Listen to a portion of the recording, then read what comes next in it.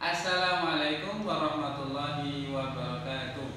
Alhamdulillah hamdan katsiran thayyiban mubarakan fi kama yuhibbu rabbuna wa yarda. Allahumma inna nas'aluka ilman nafi'an wa rizqan thayyiban wa amalan mutaqabbalan.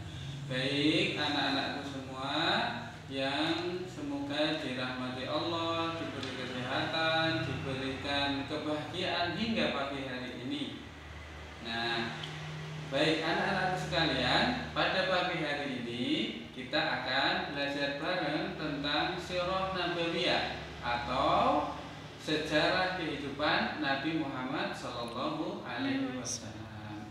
Baik, kita akan memulai.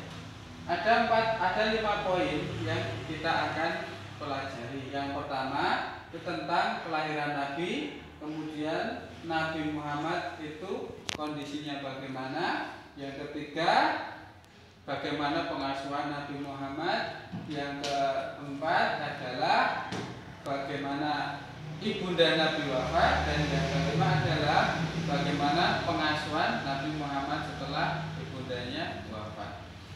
Baik, yang pertama, seperti yang kita pelajari kemarin, Nabi Muhammad itu lahir pada masa jahiliyah. Kalau mengingat pekan kemarin kita belajar bahwa Nabi Muhammad itu lahir pada tahun apa? Tahun gajah. Nah, kalau masa jahiliyah itu maksudnya adalah orang-orang di kota Mekah, di lingkungan Nabi itu banyak menyembah berhala.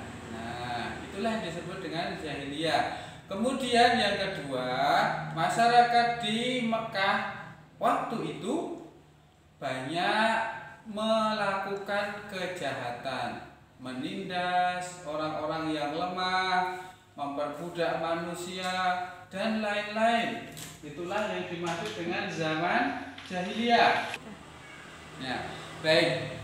Nah, itulah zaman jahiliyah. Nah, dengan melihat kondisi masyarakat yang serba rusak, akhlaknya buruk, pengkhianatan, ketidakjujuran, kedustaan, menyembah selain Allah, maka Allah dengan kasih sayangnya mengirim atau mengutus seorang nabi yang bernama Nabi siapa? Nabi Muhammad Sallallahu Alaihi Wasallam.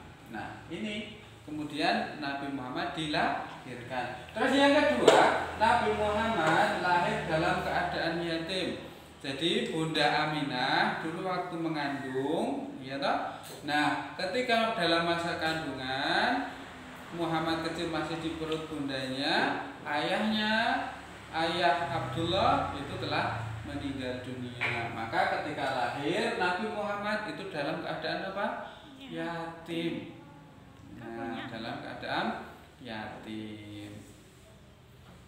Terus yang ketiga, waktu Nabi Muhammad kecil atau masih bayi, Nabi Muhammad disusukan kepada seorang yang bernama Bunda Halimah As-Sa'diyah.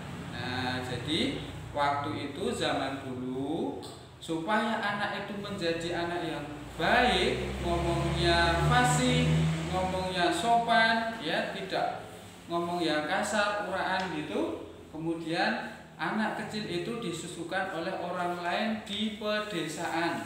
Nah, itulah maka tidak terkecuali Nabi Muhammad. Beliau disusukan kepada Bunda Halimah As-Sa'diyah. Itu. Selanjut. Terus yang keempat.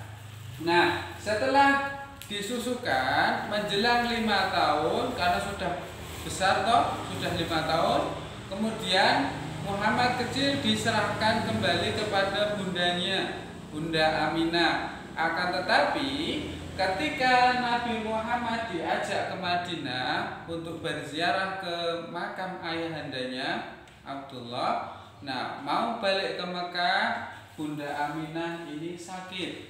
Nah, maka ketika masuk di kampung namanya Kampung Abwa, ya, diingat-ingat Kampung Abwa, pada waktu itu Rasulullah usia 6 tahun, Nabi Muhammad, ibunda Nabi Muhammad, Bunda Aminah itu meninggal.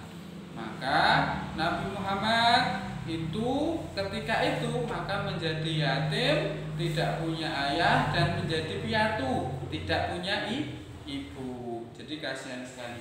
Nah, untung saja di sekitar Nabi Muhammad ada orang-orang yang sangat mencintai Nabi Muhammad. Lihat bagaimana Allah menjaga Nabi Muhammad dengan kasih sayangnya. Maka Nabi Muhammad kemudian diasuh oleh kakeknya. Nah, kakeknya sangat sayang sekali.